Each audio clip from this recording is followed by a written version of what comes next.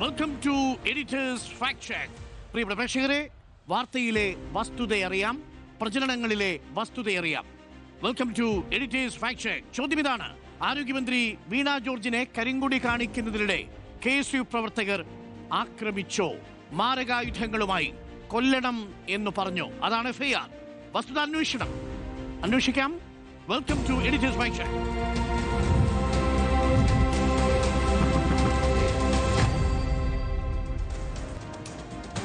ആരോഗ്യമന്ത്രിയെ കരിങ്കൊടി കാണിക്കുന്നതിനിടെ KSU പ്രവർത്തകർ മന്ത്രിയെ ആക്രമിച്ചു എന്നതാണ് ഇന്ന് എഡിറ്റേഴ്സ് ഫാക്ട് ചെക്ക് പരിശോധിക്കാൻ പോകുന്നത്.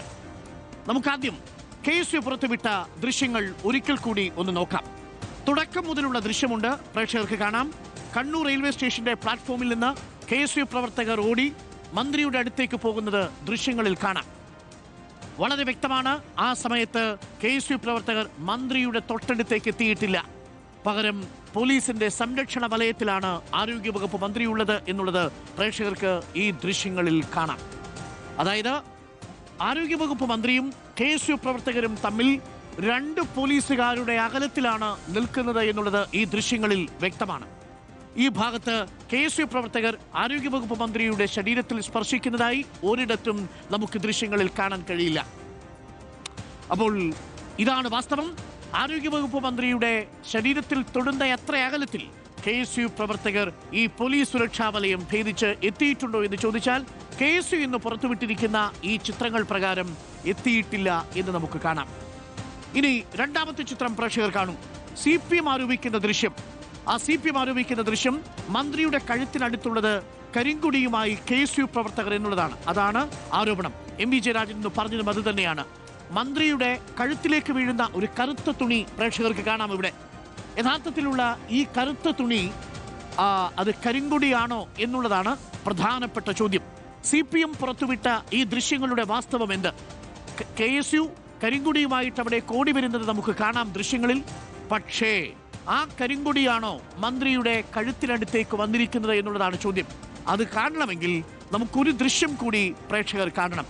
അത് മന്ത്രിയുടെ ഒപ്പം നടക്കുന്ന ഗൺമാൻ ധരിച്ചിരുന്ന വസ്ത്രം കൂടി പ്രേക്ഷകർ അറിയുമ്പോഴാണ് യഥാർത്ഥത്തിൽ മന്ത്രിയുടെ കഴുത്തിൽ വീണിരിക്കുന്നത് ഈ കരിങ്കൊടിയാണോ അതല്ല മന്ത്രിയുടെ ഗൺമാൻ ധരിച്ചിരുന്ന കറുത്ത വസ്ത്രമാണോ എന്നുള്ള പ്രധാനപ്പെട്ട ചോദ്യം ഉണ്ടാവുന്നത്. നമുക്ക് നോക്കാം. ഈ ദൃശ്യങ്ങളിൽ മന്ത്രിയുടെ ഗൺമാൻ ധരിച്ചിരുന്നത് കറുത്ത വസ്ത്രമാണ്. കറുത്ത ഉടുപ്പിട്ടാണ് മന്ത്രിയുടെ ഗൺമാൻ ആ ഭാഗത്തേക്ക് വരുന്നത്. അങ്ങനെ വരുന്ന ഗൺമാൻ മന്ത്രിയുടെ തൊട്ടുപിറകിലേക്ക് എത്തുന്നതും ദൃശ്യങ്ങളിലുണ്ട്. ഇപ്പോൾ പ്രേക്ഷകർ കാണുന്ന CPM പുറത്തുവിട്ടിരിക്കുന്ന ഈ ഭാഗത്ത് കാണുന്ന ഈ കറുത്ത വസ്ത്രം എന്ന് പറയുന്നത് കരിങ്കൊടിയല്ല എന്നുള്ളതാണ് ദൃശ്യങ്ങളിൽ നിന്ന് വ്യക്തമാകുന്നത്. അത് മന്ത്രിക്കൊപ്പം ഉണ്ടായിരുന്ന ഗൺമാന്റെ കറുത്ത വസ്ത്രമാണ് എന്നുള്ളതാണ് KSU പറയുന്നത്. അപ്പോൾ ആദ്യത്തെ പ്രധാനപ്പെട്ട ചോദ്യം ഇതാണ്: മന്ത്രിയുടെ അടുത്തേക്ക് KSU പ്രവർത്തകർ ആക്രമണം നടത്തുന്ന വിധത്തിലെത്തിയോ? വസ്തുത ഇതാണ്: മന്ത്രിയുടെ അടുത്തേക്ക് KSU പ്രവർത്തകർ ആക്രമണം നടത്തുന്ന രീതിയിൽ എത്തിയിട്ടില്ല. രണ്ട്, മന്ത്രിയുടെ ഇടത്തെ കഴുത്തിന്റെ ഭാഗത്തേക്ക് വീണിരിക്കുന്ന കരിങ്കൊടി KSU പ്രവർത്തകർ കൊണ്ടുവന്നതാണോ? ചിത്രങ്ങളിൽ നിന്ന് അത് കരിങ്കൊടിയാണ് എന്നത് വ്യക്തമാകുന്നില്ല. പകരം മന്ത്രിയുടെ ഗൺമാൻ അന്ന് ധരിച്ചിരുന്നത് കറുത്ത വസ്ത്രമാണ് എന്നത് ദൃശ്യങ്ങളിൽ വ്യക്തവുമാണ്. അടുത്ത ചോദ്യം ഇതാണ്: KSU പ്രവർത്തകർ ആയുധം ഉപയോഗിച്ച് ആക്രമിച്ചു എന്ന് FIR-ൽ പറയുന്നു.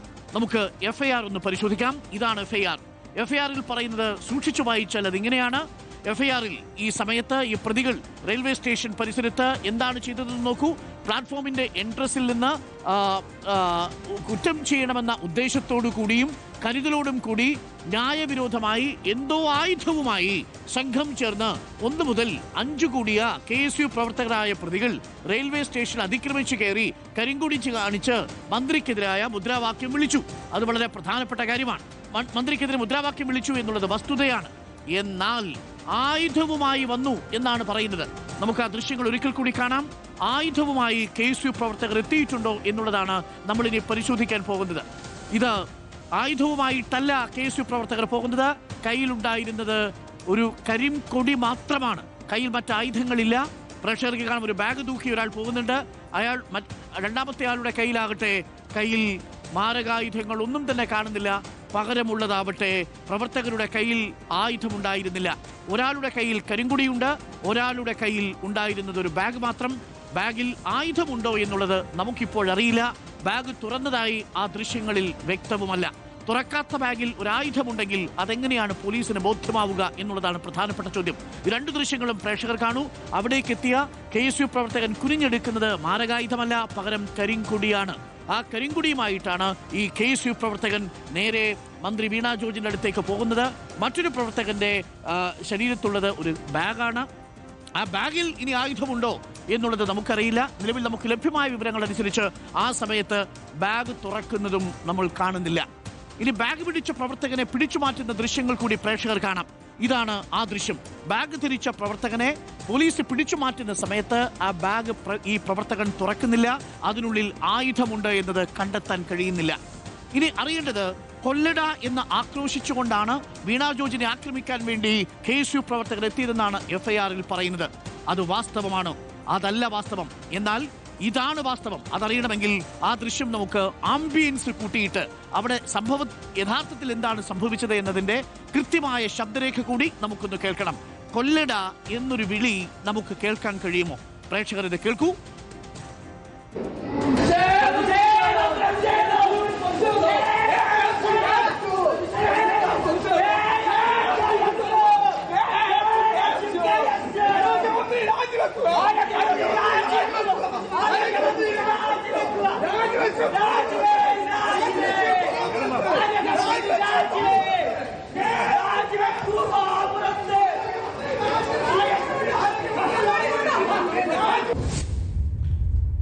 അപ്പോൾ കൊല്ലണം എന്നോ കൊല്ലട എന്നോ ഒരു മുദ്രാവാക്യം അവിടെ നമ്മൾ കേൾക്കുന്നില്ല. രാജിവെക്കൂ, പോ പുറത്ത്, പ്രതിഷേധം പ്രതിഷേധം എന്നീ വാക്കുകളാണ് നമ്മൾ പശ്ചാത്തലത്തിൽ കേൾക്കുന്നത്. പകരം കൊല്ലട എന്നുള്ള ഒരാക്രോശം നമുക്ക് കേൾക്കാൻ കഴിയുന്നില്ല. അപ്പോൾ വാസ്തവം എന്താണ്? ഒന്ന്, കൊല്ലട എന്ന് ആക്രോശിച്ചിട്ടില്ല. ഇതാണ് വാസ്തവം. രണ്ട്, ആയുധങ്ങളുമായിട്ടല്ല KSU പ്രവർത്തകർ മന്ത്രിയുടെ അടുത്തേക്ക് വന്നത്. FIR-ൽ പറഞ്ഞിരിക്കുന്നത് രണ്ടും നമുക്ക് പശ്ചാത്തലങ്ങളിലെ ദൃശ്യങ്ങളിൽ നിന്നും ശബ്ദങ്ങളിൽ നിന്നും മനസ്സിലാകുന്നു. അത് അവാസ്തവമാണ്. ഇതാണ് വാസ്തവം. കയ്യിൽ ആയുധമില്ല, വിളിച്ചത് കൊല്ലട എന്ന മുദ്രാവാക്യവും അല്ല.